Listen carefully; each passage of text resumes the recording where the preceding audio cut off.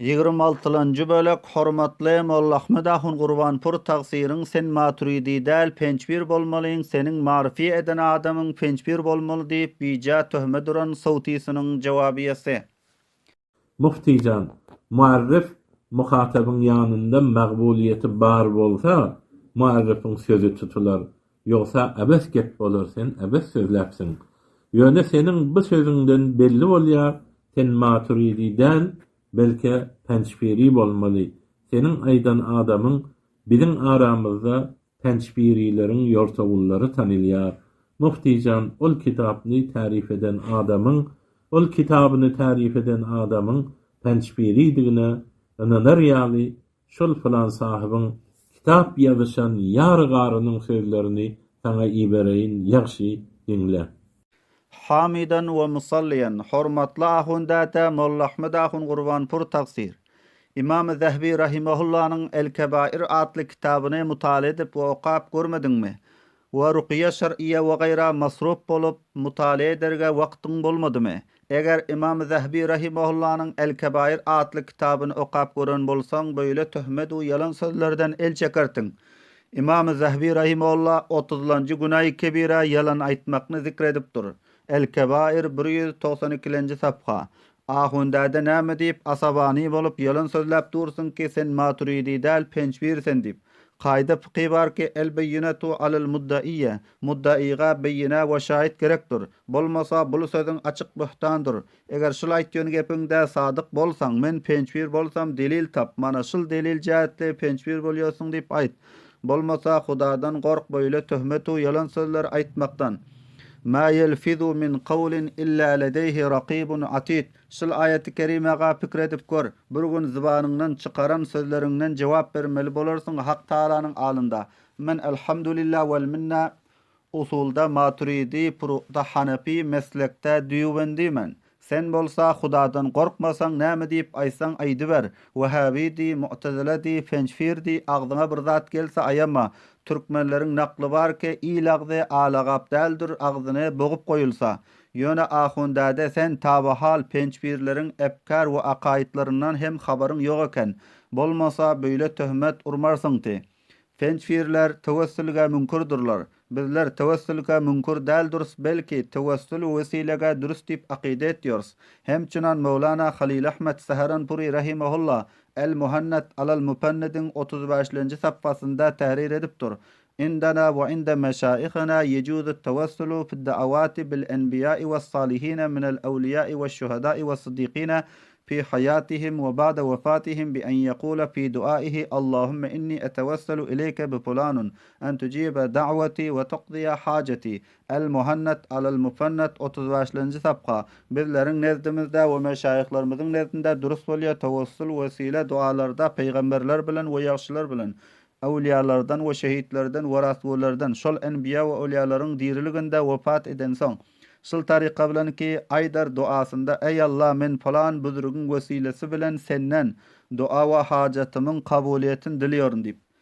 Ikinji pençbirler sima-i mevtaga münkurdirler. Bizler öyle eşitmiyor diýip kabul edemiz ýok, belki öyle eşitýär diýip kabul etýäris we aqide hem etýäris.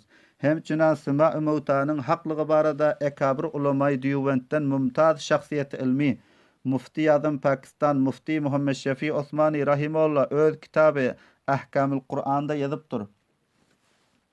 ففي الصحيحين عن أنس عن أبي طلحة رضي الله عنه قال لما كان يوم بدر وظهر عليهم يعني مشركي قريش رسول الله صلى الله عليه وسلم أمر ببضع وعشرين رجلا وفي رواية 24 رجلا من صناديد قريش فألقوا في طوى أي بئر من أطواء بدر وإن رسول الله صلى الله عليه وسلم ناداهم يا أبا جهل بن هشام يا أمية بن خلف يا عتبة بن ربيعة أليس قد وجدتم ما وعدكم ربكم حقا فإني وجدت ما وعدني ربي حقا فقال عمر رضي الله عنه ما تكلم من أجساد لا أرواح لها فقال والذي نفس محمد بيد ما أنتم يسمعوا لما أقول منهم. زاد في رواية لمسلم عن أنس ولكنهم لا يقدرون أن يجيبوا.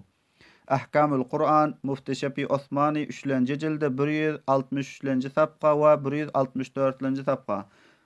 Ve sahihaynda gelip dur Hazrat Enes radıyallahu anhudan rivayet bolup Hazrat Enes radıyallahu anh Hazrat Ebi Talha radıyallahu anhudan rivayet edip aýtdy. Ebi Talha vakti ki boldu Bedir günü we galip boldu şol Kureyş'in müşriklerinin üstüne Resulullah sallallahu aleyhi ve sellem emretti. Resulü Huda sallallahu aleyhi ve sellem 24 adamga Kureyş kowmyň büzrük weketleriniň bes taşlasalar bir çukurluğa Bedir'in çukurluğundan we beşek Resulü Huda sallallahu aleyhi ve sellem nida etdi şolara: "Ya Eba Cehl ibn Hişam, ya Umayye ibn Halab, ya Utba ibn Rabi'a, aya mevcut tapanız ýokmy ki wada berdi sizlere sizlerin Hudaýyňyz? Bes beşek men mevcut tapdym, Hudaýymyň wadesini hak." Bes aýtdy Ömer radiyallahu anh: "Näme tekellim etýorsaňyz bir cesetlerge ki ýok ruh şol cesetlerde." Bes aýtdy ol Hazrat sallallahu aleyhi ve sellem: "Kasam ol zatga ki meniň janym onuň elinde. Däl sizler eşitýänrak ol zady ki aýtýan men şolardan. Ýani olar sizlerden ökde eşitýär." İmam Müslim'iň riwayatynda Hazrat Enes radiyallahu anhudan riwayat bolup gelipdir. "Welakin olar qadir däldirler jogap bermeklige." We ýene mufti Muhammed Şefi Osmani rahimahullah ölüýiniň eşitýänligine kawul edip kawlu bil qabul diýip hem aýdypdyr.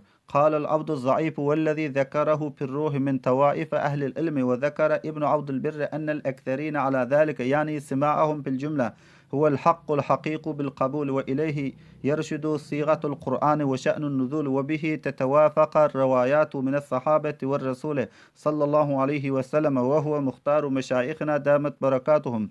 أحكام القرآن 3. جلد 165 ve 166 sapqa. Aýtdy bendey zayıf yani Mufti Şefi Osmani rahimahullah ve ol zady ki zikretdi onu kitab-ı ruhta ehli ilmin taifalarından we zikretdi İbn Abdülbir beşek köpürek ehli ilmler şoňa yani ölüýiniň eşitýänligine pil jümle şol hakdyr laýykdyr kabulga we şoňa irşad etdi. Kur'anyň sygasy we şan nuzul we şoňa muwafyk boldy riwayatlar sahaba we Resul sallallahu aleyhi ve sellemden we şol kawl bizleriň meşayihlarynyň ihtiýar eden kawludyr. 3-nji pençpirler hayat-ı enbiyaga münkürdürler. Bizler elhamdülillah vel minna hayat-ı enbiyaga kawul etýärys we aqida hem etýärys we ulama-y diýwendin kawly hem şoldur.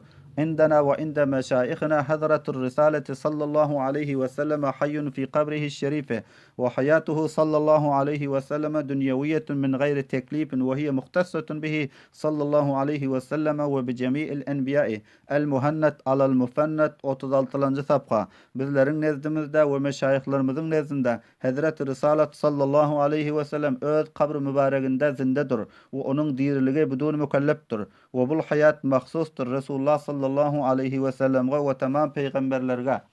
Ve yine hem hayat-ı enbiya barada öz şeyhimiz Hazret Mevlana Muhammed Şerifullah Mevleviyanu rahimahullah öz tefsiri Tibyanul Furqan'ın 1. cildu 65. sapqasında tahrir edipdir. Ve qala şeyhus senedu murşiduna ve muta'una el-hac el-allame Mevlana Hammadullah el-Halucevi es-Sindi el-Pakistani. Ana نعتقد أن النبي صلى الله عليه وسلم حي في قبره الشريف ومن صلى عليه عند قبره يسمعه. وآيت الشيخ سنة öz murşidimiz ve mutaımız el-Hac el-Allame Mevlana Hammadullah Halucevi Sindi ve Pakistani.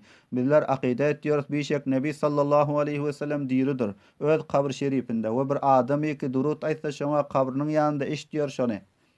4-nji pençpirler keramet awliyaga münkürdürler. Bizler elhamdülillah vel minna keramet awliya hak ve sabit dip aqide etýärys.